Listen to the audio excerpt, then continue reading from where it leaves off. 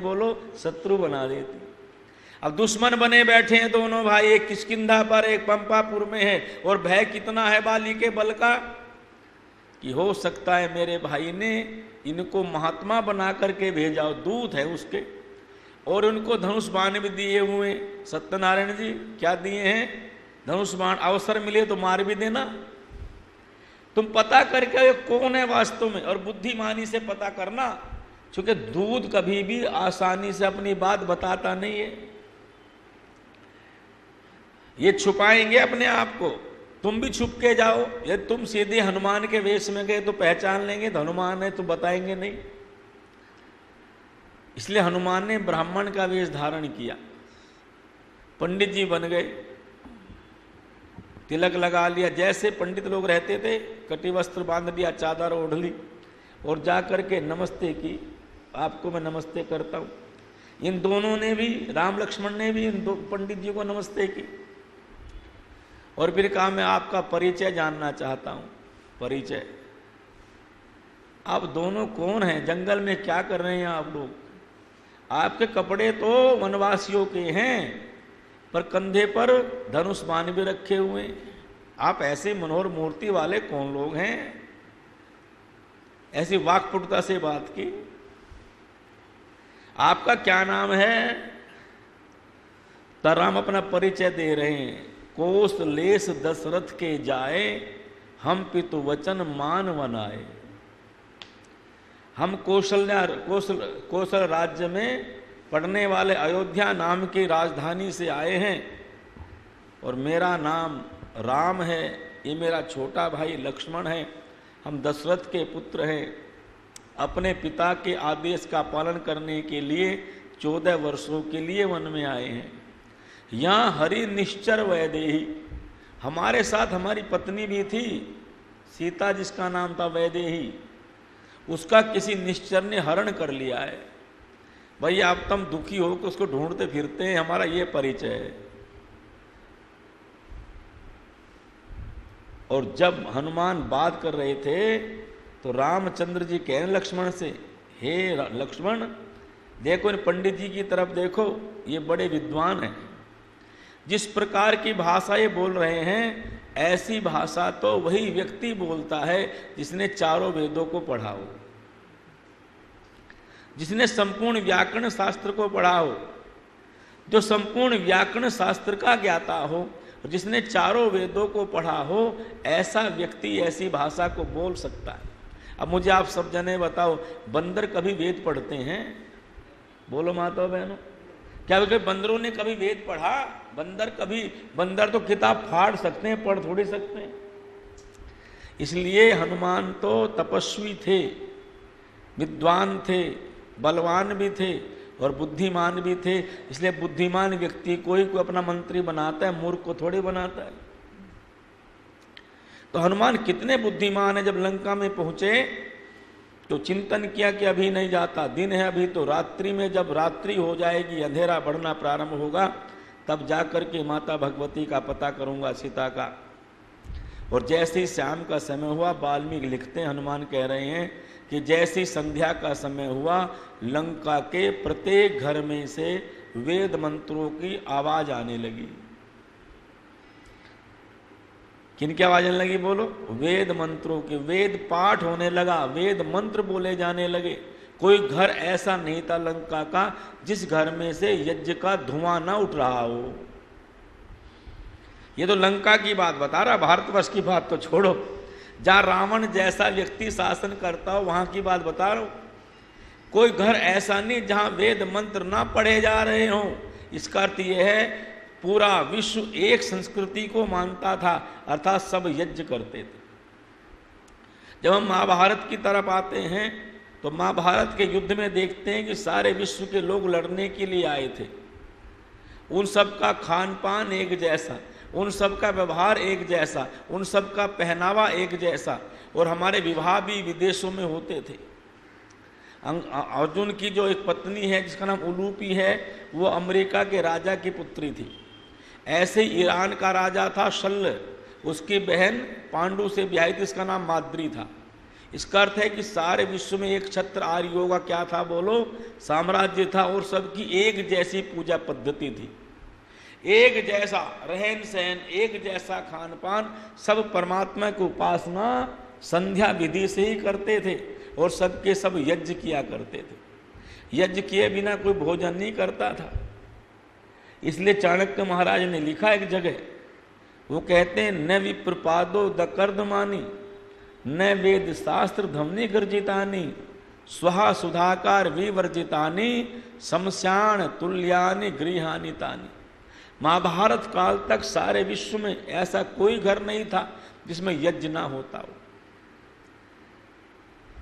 और जिस घर में यज्ञ नहीं होता उसे क्या कहा जाता था, उसके बारे में कहा जाता था कि ये तो घर शमशान है। शमशान तुल्यानि, जिन घरों में यज्ञ नहीं होते वो घर कैसा है जी, शमशान तुल्य है। इसलिए महाभारत काल तक एक पूजा पद्धति थी सबकी, ना कोई नमाज पढ़ता था, न कोई बपतिस्मा लेता था, न कोई किसी मूर्ति के सामने नतमस्तक होता था, ना किसी और प्रकार के मंदिर थे, केवल यज्ञशाला ही होती थी। महाभारत को पढ़ने से पता चलता है उस समय कोई मंदिर नहीं थे, उस समय भी क्या थी बोलो, यज्ञशालाएं थी। महाभारत में पता चलता है जब राष्ट्र यज्ञ पांडवों ने किया, तो जब राष्ट्र यज्ञ करने लगे, पांडवों ने इंद्रप्रस्थ को बसा लिया, तो कहने लगे मुझे राष्ट्र यज्ञ करना है, राजा बनना है। तो कृष्ण बोले तुम्हारा यज्ञ सफल नहीं होगा जब तक जरासंध जिंदा है। जरासंध बड़ा बलवान राजा है और जरासंध तुम्हारे यज्ञ को ध्वस्त करने का काम करेगा, इसलिए जब तक जरासंध जिंदा है तब तक वो आप यज्ञ नहीं कर सकते।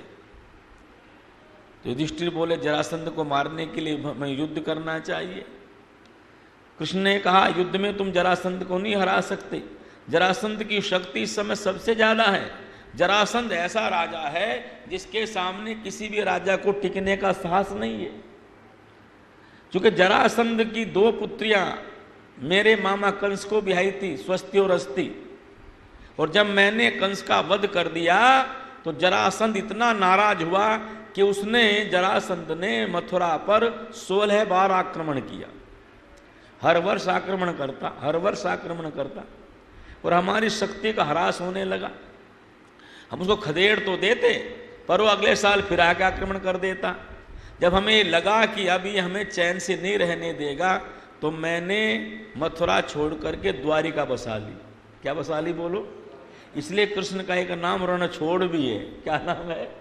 रणछोड़। रणछोड़ मैंने रण को छोड़ने वाला। तो कृष्ण ने कहा रणछोड़ ना भले पड़ जाए, पर अपने घर की रक्षा करना प्रत्येक व्यक्ति का धर्म है। तो रणछोड़ कहें कुछ भी कहें, उन्होंने द्वारिका बसा ली। वो कहते हमने द्वारिका बसा ली थी, किस वजह से? जरासंध के कारण से। इसलिए जरासंध को तुम कभी भी युद्ध में नहीं मार सकते। और श्यामलाल जी तो फिर वो बोले युद्ध में नहीं मार सकते तो कैसे मार सकते हैं? बोले उसको मारने के लिए मेरे पास एक तरीका है, मेरे साथ में आप भीम को भेज दो। भीम को, अर्जुन और भीम को मुझे दे दो, मैं इनको लेके जाता हूं और कल तक जरासंध को मार करके आता हूं। बोले कैसे मार दोगे? बोले मेरा काम है। तो जरासंध के यहाँ गए तो ब्रह्मचारियों का, विद्या गुरुकुल के आचार्यों का रूप धारण करके गए, वैसा वेश बना करके। तो वहाँ लिखा महाभारत में, जब ब्रह्मचारियों को आते देखा जरासंध ने, तो उनको यज्ञशाला में ठहराया। कहाँ ठहराया बोलो? इसका मतलब यज्ञशाला थी तभी तो ठहराया। तो महाभारत में यज्ञशालाओं का वर्णन आता है, और अन्य प्राचीन साहित्य में यज्ञशालाओं का वर्णन तो आता है, पर मंदिरों का वर्णन कहीं भी यज्ञशाला को मंदिर कहा गया है। और उसके अलावा घर को मंदिर कहते थे। मंदिर शब्द का प्रयोग घर के लिए हुआ है। रामचरितमानस में 20-25 बार मंदिर शब्द आया लगभग, उन्होंने भी घर के लिए प्रयोग किया।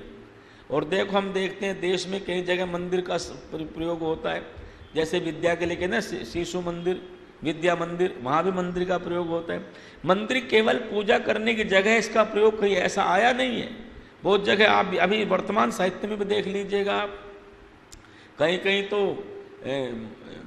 मध्य प्रदेश में शायद या किस जगह एक पिक्चर हॉल का नाम भी मंदिर पर रखा है, कला मंदिर रखते ना, कला मंदिर ऐसे करके रखते।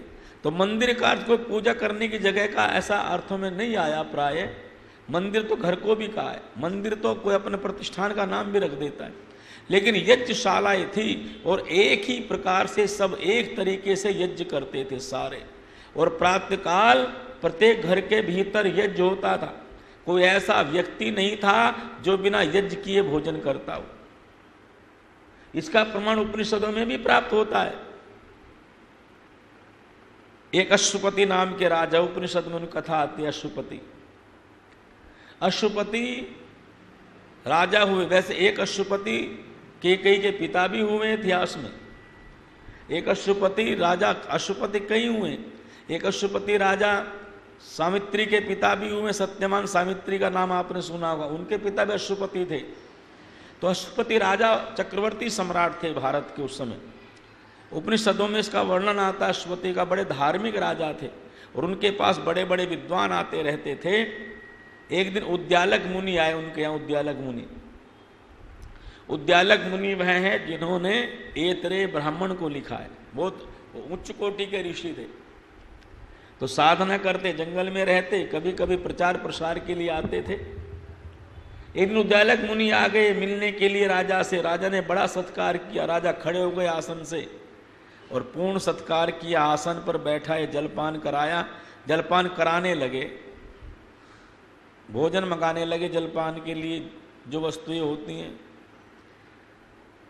तो जब जलपान की सामग्री आई तो मना कर दिया महात्मा ने। बोले मैं राज्य का अन्न नहीं खाता। बोले क्यों? बोले राजा के पास पता नहीं कैसे कैसे पैसे का धन आता है। शराब बेचने वाले लोग भी टैक्स देते हैं, मांस बेचने वाले लोग भी टैक्स देते हैं, और नंबर 2 का धंधा करने वाले लोग भी टैक्स देते हैं। और वो तो टैक्स का धन है वो राजा के पास आता है।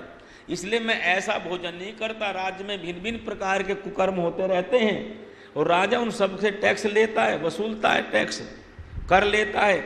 उस कर में भी चूँकि जैसा जैसा धन कमाया गया है वैसा वैसा खाने वाले के चित्त को भी क्या करेगा बोलो? प्रभावित करेगा। आपने यदि पवित्रता से नहीं कमाया है तो धन आपके जीवन में पवित्रता पैदा नहीं करेगा। आपने जिस भाव से धन को कमाया, जिस कर्मों से धन को कमाया है, जिन साधनों से धन को कमाया है, वो धन उसी प्रकार से आपको सुख दुख देने वाला होगा। इसलिए आप पहले लोग कहते थे ईमानदारी की थोड़ी कमाई भी ज़्यादा काम कर देती है। क्यों जी कहते थे ना? ईमानदारी की थोड़ी भी अच्छी होती है और बेईमानी का ज़्यादा भी अच्छा नहीं होता। क्योंकि आपने देखा बेईमाना करने वाले क्या हाल हो रहे हैं आज। उनकी संतानें भोगने के लिए बची नहीं है शेष। आपने उत्तर प्रदेश में देखा ना, जिन्होंने बेईमाना किया, दूसरे की ज़मीनें दबाई, उन पर अधिकार कर लिया, भूमाफिया हो गए, रेत माफिया हो गए, बालू माफिया हो गए, बजरी माफिया हो गए, जंगल को काटने वाले माफिया बन गए। आज कहाँ हैं वो? बोलो कहाँ हैं वो? या धराशायी हो गए या जेलों में पड़े हैं, अपनी जान की भीख मांग रहे। बोलो क्या सुख प्राप्त हुआ? लेकिन जो व्यक्ति 500 रुपये की मजदूरी शाम तक करता है वो शाम को आराम से बोलो सोता कि नहीं सोता? उसको इतनी बढ़िया नींद आती है, उसके ज़्यादा सुखी और कौन हो सकता है? जिसको नींद गद्दों पर भी ना आए क्या सुख है? कहा था ना मैंने उस दिन, आराम तो है पर चैन नहीं। पैसा है, कई 1000 करोड़ के मालिक बने बैठे, कई 1000 करोड़ के, पर 24 घंटे भय लगा हुआ है। जेल जाने का भय है कि नहीं बोलो?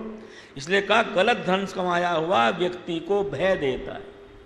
प्रभु हमारे पास ऐसा धन हो जो जिससे हमें भय ना हो। अभयम, अभय रहने का वही जो सच्चा धन आपने कमाया ईमानदारी का। याद रखना, ईमानदारी की सूखी रोटी भी आपको पुष्टि देगी, बेईमानी का हलवा भी आपको सुख नहीं दे सकता, बेईमानी का शीरा भी आप कल्याण नहीं कर सकता। तो जब उद्यालक मुनि ने कहा कि तेरा अन्न नहीं खाता मैं, तू राजा है, राजा घर में पता नहीं कैसा कैसा टैक्स आता है और भिन्न भिन्न प्रकार का टैक्स आता है, तो भिन्न भिन्न प्रकार की भावनाएं बनेगी। मेरी अंतर्मन अशुद्ध होगा, मेरी साथ में बाधा पहुंचेगी। तब जो राजा कह रहा है वो बड़ी बात है। हमारा राष्ट्र कैसा समृद्ध राष्ट्र था। राजा कह रहा है देश का, कोई एक स्थान का कोई मेयर नहीं कह रहा है या कोई पार्षद भी नहीं कह रहा है, पर प्रधानमंत्री कह रहा है देश का, बहुत बड़े भूभाग का। क्या कह रहा है? नैमे जनपदो कदरिये न मद्यप।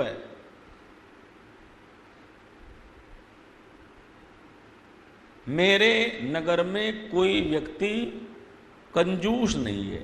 क्या नहीं है बोलो? कंजूस। कंजूसी होना पाप माना गया है। कंजूस किसे कहते हैं जी? जो होने पर भी ना दे। कंजूस साथ एक शब्द लगता है, कंजूस मक्खी चूस। क्या लगता है बोलो? कंजूस। कंजूस है जो मक्खी चूस। कंजूस मैंने देगा नहीं। न कदरियो, पहली बात कही, हे न में जनपद अस्तेनो न कदरियो। अस्तेनो मैंने चोर।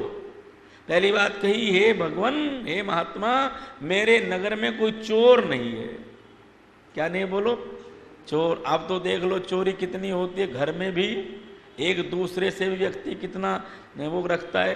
पहले घर में ताले नहीं होते थे। होते ताले? पहले ताले नहीं। पहले घर में ताले के पहले किवाड़ भी नहीं होते थे घर में तो। अच्छा मुझे बताओ, सोना चांदी पहले ज्यादा होता था कि अब ज्यादा है लोगों के पास? लेकिन ताले नहीं होते थे। और आप अब तो कोई नकली को भी ना छोड़े, असली को तो बात छोड़ो। नकली चैन में किसने पहन रखे उसको भी लोग तोड़ लेते, नकली को भी। क्यों? तो लोग जो है कि नहीं, नकली को भी ले लेते। एक बुढ़िया माता बड़ी होशियार थी। एक दिन देखो, कभी कभी आपकी होशियारी काम आ जाती है। ऐसी माताओं को होशियार होना चाहिए। बस में एक दिन डाकू चढ़ गए। हरियाणा की बात थी कि पर पुरानी बात की सुनाई। उस समय चोरी जारी ज़्यादा होती थी। डाकू 2 चढ़ गए पिस्तौल लेकर के। अपने आभूषण उतारो, उतारो सारे के सारे जेवर। अब सब औरतें उतारने की, बुढ़िया बैठी थी असली पहने हुए, गले में, कानों में, हाथों में चूड़ी। बोली ले, सब नकली हैं, ले तू रख ले। अभी 50 रुपये की लेकर के आई थी, ले ले मर ले रख ले। उसने कहा देख बुढ़िया, बुढ़ापे में नकली पहने पर मैं लेता, चल छोड़। उसे छोड़ के चले गए, सबके ले लिए। तो सब बोले तू नकली पहन रही? बोले नकली नहीं, असली है, मैंने तो बचा लिया अपने कह करके। तो कभी कभी बुद्धिमानी कर लेनी चाहिए आदमी को। ऐसे अवसर पर बुद्धिमानी का परिचय देना ही चाहिए। असली को तो छोड़ो, नकली की भी रक्षा नहीं कर सकते आप। आज ऐसा समय आ गया है। न में स्तेनो जनपदे न कदरियो न मद्यप है। पहली बात कह दी कि मेरे नगर में कोई क्या नहीं है बोलो? मेरे नगर में कोई चोर नहीं है। इसलिए आप सारा संस्कृत साहित्य पढ़ जाइए, भारत के साहित्य में ताला शब्द नहीं है। क्या नहीं है बोलो? ताला, ताला को लगाता ही नहीं था। चीनी यात्री या फाहियान भारत में आया तो उसने 2 बातें लिखी अपने ग्रंथ में। 2 बातें। कितनी बड़ी बात लिखता। चीन का यात्री फाहियान राजा हर्षवर्धन के काल में आया था भारत में, चंद्रगुप्त मौर्य के पश्चात। जब भारत में आया तो भारत में भ्रमण कर रहा था। चीन का यात्री, चीनी, भारत की संस्कृति को जानने के लिए आया। तब तक भी हमारी संस्कृति किसी उत्तम थी। ये 2000 वर्ष पुरानी बात है, ज्यादा पुरानी नहीं है। 2000 वर्ष पहली, 2100-2200 साल पहले की बात बता रहा हूं। जब चीनी यात्री भारत में आया तो उसने एक घर में जाकर के गांव में पानी मांगा, माता जी 1 गिलास पानी पिला दो। तो माता जी लोटे में भर के दूध लाई, गाय का दूध, और साथ में गिलास लाई। पहले गिलास में नहीं देते थे दूध, लोटे के साथ। बोलो, आपने देखा देगा, पहले लोटे के साथ में लोटा बड़ा और साथ में गिलास, ऐसे देते थे। क्योंकि पहले व्यक्ति का खान पान बड़ा था तो हम लोग गिलास में पीने वाले लोग नहीं थे, लोटे में। क्यों जी? लोटा रखते थे सब जने, लोटे में ही चलता था काम। दूध भी लोटे में ही पीते थे। अब तो बच्चों को दूध पिलाए तो बच्चे दूध पीते ही नहीं है। इसलिए हमारी आने वाली पीढ़ी ना शरीर से मजबूत हो रही, ना बुद्धि से मजबूत हो रही। लोटा लेके आई दूध का, भर करके बोले दूध पी ले। इसने कहा माता जी मैंने तो पानी मांगा था। ये बोली पानी जाके चीन में पी लेना, यहाँ तो दूध पी तू। ऐसा लिखता है वो कि भारत में कोई घर ऐसा नहीं था, इसलिए कहते भारत में दूध की नदियां बहती थी। इसी को तो कहा था मुसलमानों की जन्नत है ये भारत। भारत क्या है बोलो? अरब के लोग जन्नत किसे मानते थे? जन्नत में दूध की नदियां, अरब में दूध था नहीं, वहाँ पशु का जब वहाँ घास ही पैदा नहीं होता। तो भारत की तरफ देखते, जन्नत यदि कहीं है तो वो भारत में है। आकाश में जन्नत तो आप बना दी उन्होंने, उनकी जन्नत तो कहाँ थी बोलो, अरब वालों की भारत ही थी। इससे जैसी जन्नत कहाँ हो सकती है। हुमायूं ने तो लिखा अपनी पुस्तक में, गर फिरदौस बर्रुए जमियस्त हमियस्त हमियस्त हमियस्त। वो कहता है दुनिया में यदि फिरदौस नाम की जन्नत है, फिरदौस जन्नत सबसे बड़ी मानी जाती है, जन्नतों के नाम रखे इन्होंने मुसलमान भाइयों ने। तो एक नाम है फिरदौस, फिरदौस जन्नत का नाम, सबसे ऊंची जन्नत है जो 7वें आसमान वाली, उसका नाम है फिरदौस जन्नत। तो फिरदौस नाम की जन्नत के दुनिया में है तो वो कश्मीर के भीतर है, भारत के भीतर है, ऐसा हुमायूं कह रहा है। तो भारत को जन्नत माना जाता था, स्वर्ग माना जाता था। भारत में जन्म लेना मानो हमने स्वर्ग में जन्म ले लिया है। दूध दिया उसको, दूध तो दूध पी।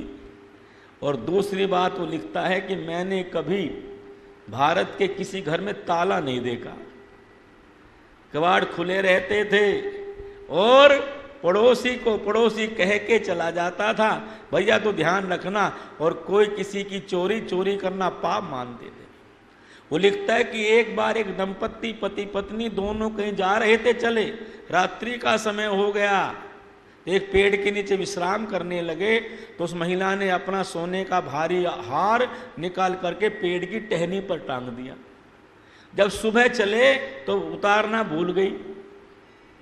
तो लिखता है कि वो 1 महीने बाद वापस आए, वो हार वही टंगा मिला उनको।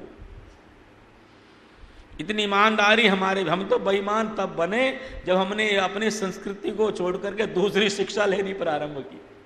ये तो हमारी संस्कृति तो सिखाई रही थी, दूसरे का धन हमारे लिए क्या है बोलो, ढेला है। पर जब से ये दूसरे प्रकार की शिक्षा पद्धतियां लागू हुई हैं, तब से हमारी संस्कृत विद्या छूटने से संस्कार भी छूटते चले गए। ओम द्यो शांतिरंतरिक्षं शांति, पृथ्वी शांतिराप शांतिरोषधयः शांति, वनस्पतयः शांतिर्विश्वे देवा शांति, ब्रह्म शांति, सर्वं शांति शांतिरेव शांति, सामा शांतिरेधि। ओम शांति शांति। जो बोले सो अब है, सत्य सनातन वैदिक धर्म की। सभी को सादर नमस्ते, सभी का धन्यवाद।